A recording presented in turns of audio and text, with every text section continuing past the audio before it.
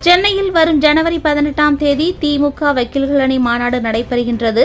இதனை முன்னிட்டு நெல்லை கிழக்கு மத்திய மாவட்ட திமுக வழக்கறிஞர்கள் அணி ஆலோசனைக் கூட்டம் நெல்லை மத்திய மாவட்ட திமுக அலுவலகத்தில் நடைபெற்றது. கூட்டத்திற்கு நெல்லை மத்திய மாவட்ட திமுக பொறுப்பாளர் TPM மைதீன்கான் தலைமை வகித்தார்.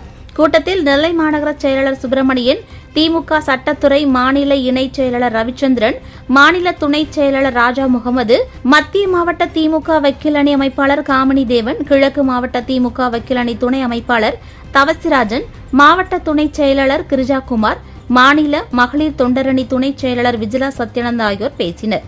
கூட்டத்தில் தலைமை செயற்குழு உறுப்பினர் பேச்சுப்பாண்டியன், மாநகர இளைஞர் அணி துணை அமைப்பாளர் வக்கீல் அலீப் மீரான், அம்பை வக்கீல் அணி அமைப்பாளர் காஜா முஹைதீன், நான்குநேரி சந்திரசேகர், அம்பை வக்கீல் சுவாமிநாதன், ஜோசப், ஆரோக்கியராஜ் உள்ளிட்டோர் கலந்து கொண்டனர்.